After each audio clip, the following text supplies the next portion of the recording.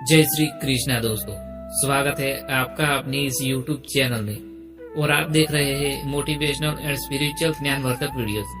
दोस्तों, आज के इस नए वीडियो में हम आपको श्रीमद् भगवत गीता के 18वें अध्याय का संपूर्ण ज्ञान और अर्थ विस्तृत हिंदी भाषा में समझाने वाले हैं, जिसे अच्छे से सुनना और समझना।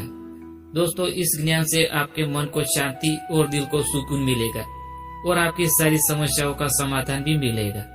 इसलिए वीडियो में एंड तक बने रहे और वीडियो अच्छा लगे तो अपने दोस्तों के साथ शेयर करें, अपने परिवारजनों के साथ शेयर करें। तो चलिए शुरू करते हैं इस दिव्य ज्ञान को। श्रीमद् भगवत गीता के 18वें अध्याय का नाम है मोक्ष संन्यास योग। दोस्तों, इस अध्याय में श्री कृष्ण ने अर्जुन को संन्यास और मोक्ष के विषय में विस्तार से बताया है। यह अध्याय गीता का अंतिम और सबसे महत्वपूर्ण है, क्योंकि इसमें पूरी गीता का सार है। इसमें श्री कृष्ण ने अर्जुन को यह समझाया है कि मनुष्य अपने कर्मों से कैसे मोक्ष प्राप्त कर सकता है और सच्चा संन्यास क्या होता है। अर्जुन का प्रश्न, संन्यास और त्याग का सही अर्थ क्या है? अर्जुन श्री कृष्ण से पूछते हैं, हे मधुसूदन, मैं यह जानना चाहता हूँ कि संन्यास और त्याग में क्या अंतर है। कुछ लोग कहते हैं कि संन्यास का अर्थ सभी कर्मों को त्याग देना है और कुछ कहते हैं कि केवल फल की इच्छा त्यागना ही त्याग कहलाता है। कृपया मुझे सही उत्तर दे। श्री कृष्ण उत्तर देते हैं। श्री कृष्ण समझाते हैं कि संन्यास का अर्थ है कर्मों का पूरी तरह से त्याग कर देना। त्याग का अर्थ है कर्म करते हुए भी उसके फल की आसक्ति छोड़ देना। ज्ञानी जन यह कहते हैं कि हर शुभ और अशुभ कर्मों का त्याग ही श्रेष्ठ है, लेकिन यज्ञ, दान और तप का त्याग नहीं करना चाहिए, क्योंकि ये आत्मा को शुद्ध करते हैं। 3 प्रकार के त्याग की व्याख्या श्री कृष्ण बताते हैं कि त्याग 3 प्रकार के होते हैं। पहला त्याग है सात्विक त्याग। वह व्यक्ति जो अपने कर्तव्य का पालन करता है लेकिन कर्मों के फल की इच्छा नहीं रखता, वह सात्विक योगी है। ऐसा व्यक्ति भगवान को समर्पित होकर कर्म करता है, जिससे वह पाप से मुक्त हो जाता है और मोक्ष प्राप्त करता है। दूसरा है राजसिक त्याग। जो व्यक्ति कर्म तो करता है लेकिन फल की इच्छा करता है, वह राजसिक त्यागी होता है। ऐसा व्यक्ति कभी कभी कर्म छोड़ भी देता है यदि उसे उसमें कष्ट या हानि दिखाई देती है। तीसरा है तामसिक त्याग। जो व्यक्ति अज्ञानता के कारण अपने कर्तव्यों को छोड़ देता है, वह तामसिक त्यागी कहलाता है। ऐसा व्यक्ति को कोई लाभ नहीं होता है, बल्कि यह उसके पतन का कारण बनता है। कर्म और उसके फल का नियम। श्री कृष्ण कहते हैं कि हर कर्म के पीछे 5 कारण होते हैं। पहला कारण है अधिष्ठान अर्थात स्थान, कर्म करने का आधार।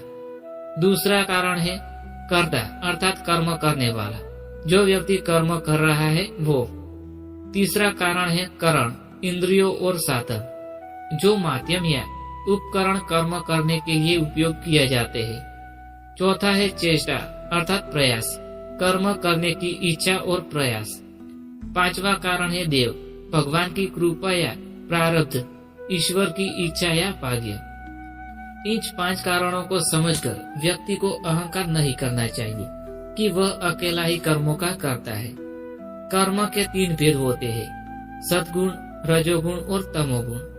श्री कृष्ण कहते हैं कर्म भी 3 प्रकार के होते हैं। सात्विक कर्म, जो कर्तव्य भाव से बिना स्वार्थ के किए जाते हैं। दूसरा है राजसिक कर्म, जो लाभ, मोह या अहंकार के लिए किया जाता है। तीसरा कर्म है तामसिक कर्म, जो अज्ञानता, आलस्य और चिंता को प्रेरित करते हैं। श्री कृष्ण अर्जुन को समझाते हैं कि वह सात्विक कर्म अपनाए, क्योंकि वही उसे मोक्ष की ओर ले जाएगा। मनुष्य के स्वभाव के अनुसार कर्म। 4 वर्णों की व्याख्या श्री कृष्ण बताते हैं कि मनुष्य का स्वभाव 3 गुणों के अनुसार होता है, जिससे समाज में 4 प्रकार के कार्य करने वाला वर्ग वर्ण बनते हैं। पहला है ब्राह्मण, ज्ञान, तप, सत्य, दया और शांति में लगे रहने वाले व्यक्ति। दूसरा है क्षत्रिय, पराक्रमी, निडर, शूरवीर, धर्म की रक्षा करने वाले। तीसरे है वैश्य, व्यापार, कृषि, सामाजिक और आर्थिक व्यवस्था को संभालने वाले। और चौथा है शूद्र, सेवा और परिश्रम करके समाज का सहयोग करने वाले। श्री कृष्ण यह भी कहते हैं कि कोई भी मनुष्य अपने जन्म के अनुसार नहीं बल्कि अपने कर्मों के अनुसार इन गुणों को प्राप्त करता है। अपने कर्तव्यों का पालन करना ही धर्म है। श्री कृष्ण कहते हैं जो व्यक्ति अपने स्वाभाविक कर्मों को करता है वही सच्चा धर्म निभाता है। यदि कोई दूसरे का कार्य करने का प्रयास करता है तो उसे सफलता नहीं मिलती है। इसलिए अर्जुन को अपने योद्धा धर्म का पालन करना चाहिए और युद्ध करना चाहिए, क्योंकि यही उसका सच्चा धर्म है। भक्ति योग, श्री कृष्ण की शरण में जाने का महत्व। श्री कृष्ण कहते हैं कि जो भी व्यक्ति भगवान को प्रेम और श्रद्धा से भजता है वह सच्चा भक्त होता है। जो मुझे पूर्ण समर्पण करता है उसे मोक्ष प्राप्त होता है। कोई भी व्यक्ति जाति, कर्म या जन्म के कारण छोटा या बड़ा नहीं होता है। सभी के लिए मोक्ष का मार्ग खुला है। श्री कृष्ण का और गीता का अंतिम और सर्वोच्च ज्ञान, भगवान की शरण में जाओ। श्री कृष्ण अर्जुन से कहते हैं सभी धर्मों का त्याग कर मेरी शरण में आओ, मैं तुम्हें सभी पापों से मुक्त कर दूंगा और तुम्हें मोक्ष प्राप्त होगा। यही गीता का सबसे महत्वपूर्ण संदेश है। भगवान की भक्ति और समर्पण ही मोक्ष का मार्ग है। अर्जुन का निर्णय।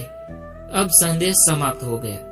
अर्जुन श्री कृष्ण की बातें सुनकर कहते हैं, हे माधव, मेरे सभी संदेह दूर हो गए हैं।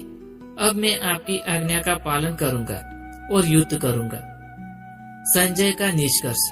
महाभारत के संजय जो धृतराष्ट्र को यह संवाद सुना रहे थे, अंत में कहते हैं जहाँ भगवान श्री कृष्ण और अर्जुन है वहाँ निश्चित रूप से विजय, समृद्धि और धर्म की है। दोस्तों, इस अध्याय से हमें सीख मिलती है सच्चा संन्यास कर्मों को नहीं बल्कि उसकी फल की इच्छा को त्याग करना होता है। हर व्यक्ति को अपने स्वाभाविक कर्म अर्थात कर्तव्य का पालन करना चाहिए। सात्विक कर्म ही मोक्ष की ओर ले जाता है। भगवान की शरण में जाने से ही मोक्ष संभव है। गीता का सार, कर्म करो, फल की इच्छा मत करो, यही भगवद गीता का सर्वोच्च उपदेश है। इस प्रकार 18वें अध्याय में संपूर्ण गीता का सार समाहित है और यह मोक्ष प्राप्ति का मार्ग दिखाई देता है और यह मोक्ष प्राप्ति का मार्ग दिखाता है।